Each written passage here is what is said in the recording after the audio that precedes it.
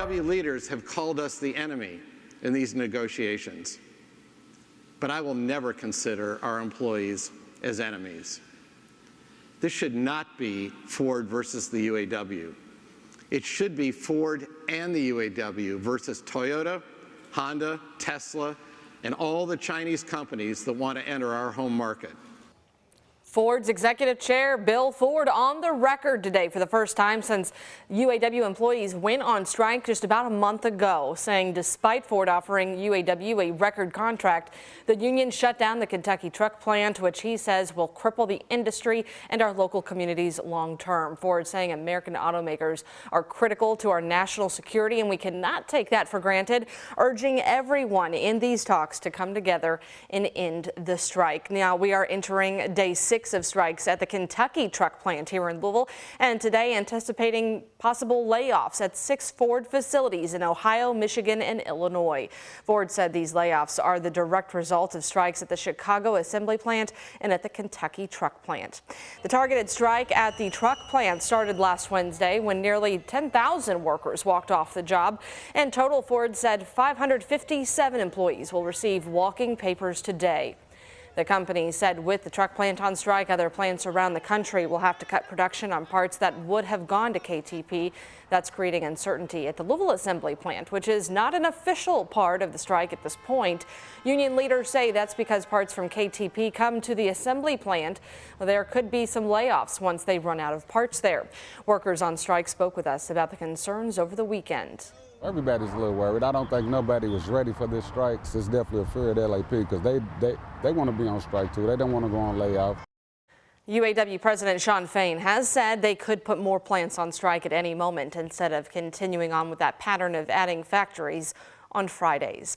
Well, since strikes began on September 15th, the Big Three have officially laid off nearly 5,000 workers nationally, 1,800 at Ford, 2,300 at GM, and 640 at Stellantis. Experts believe the UAW's targeted strike strategy likely reduced the number of layoffs.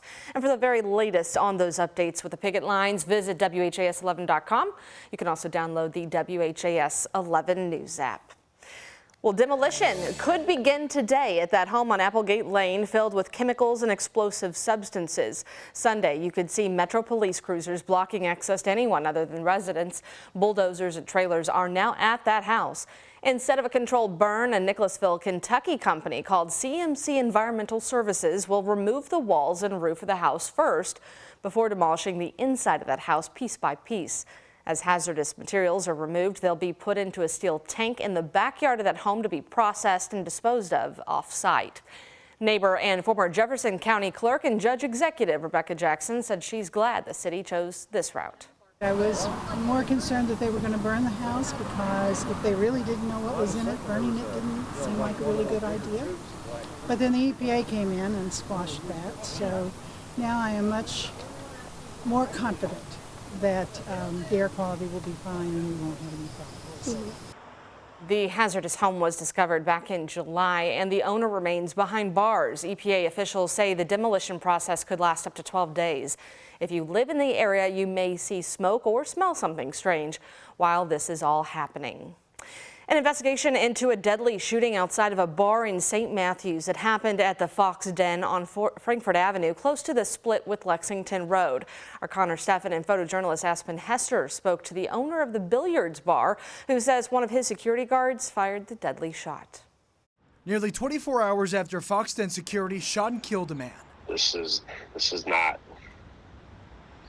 what this place is about. The business's owner, Jared Matthews, dispelling fears that the sports bar is an unsafe place. Honestly, this is the worst thing that could happen. Police say the shooting happened just before 3 Sunday morning near the Fox Den's back parking lot. Matthews says the man shot had been aggressive and involved in a domestic dispute inside the bar before security kicked him out. As he threatened those inside the bar, Matthews says the man grabbed a pistol from his car. The guy approached with his pistol and he went in. Our security and defense had to shoot him. Matthews says his restaurant staff is fully cooperating with the LMPD homicide unit's investigation. It's an unfortunate world we're living in now that anyone would even think to raise a gun and threaten someone's life. Matthews is thankful the incident is over and remorseful for those who saw it firsthand. In Louisville, Connor Steffen, WHAS11 on your side. LMPD said all parties are accounted for in that shooting, so there is no threat to the public. Well, Kentucky State Police are looking for this robbery suspect out of Henry County. Take a good look. Police say the robbery happened just before 11 Saturday morning at United Citizens Bank and Trust in Newcastle. The suspect is described as a white man with a heavy build. Police believe he's driving a black SUV with red or orange stripes. So if you know anything, you're asked to call Kentucky State Police. Post 5 at the number there on your screen. That's 502-532-6363. 22 days now until Election Day, and tonight Governor Andy Beshear and Attorney General Daniel Cameron are set to hit the debate stage once again. The debate will be hosted by Northern Kentucky University. Governor Beshear and Cameron are set to take questions from panelists for 1 hour. Some of the anticipated topics include jobs, abortion rights, and education. This is also the only gubernatorial debate this election season happening in Northern Kentucky. That debate begins at 7. And you can look for a recap of everything that happened tonight on the WHAS 11 night team. Remember, that deadline to register has already passed. Looking ahead, October 24th is the last day to submit a request for an absentee ballot. No excuse early voting begins on November 2nd, and the general election is on Tuesday, November 7th. Now to the latest on the Israel-Hamas war. Israel bombing Gaza City for the 10th day in a row, with a ground invasion also potentially on the horizon. More than 1 million Palestinians are scrambling to head south, along with American citizens in Israel who are also hoping to leave the war zone by ship. ABC's Inez de la Catera is in Jerusalem. Israeli troops and tanks have been massing at the border with Gaza, poised to potentially move into the Palestinian territory. 360,000 reservists ready for a ground war as Israeli Prime Minister Benjamin Netanyahu vows to demolish Hamas. We will strike Hamas from the top, through its institutions, all the way down to the individuals that conducted the butchery of our babies. Americans racing to get out of Israel, around 2,000 leaving on a ship to Cyprus. We're leaving because it's unsafe here. I have 2 kids. It's very scary to wake them up in the middle of the night, running to the shelter room. The State Department also says there will be charter flights today and tomorrow. Meanwhile, for people in Gaza, a growing humanitarian crisis. Palestinians lining up for basic necessities, with Israel cutting off food, water, and electricity. Hospitals overwhelmed.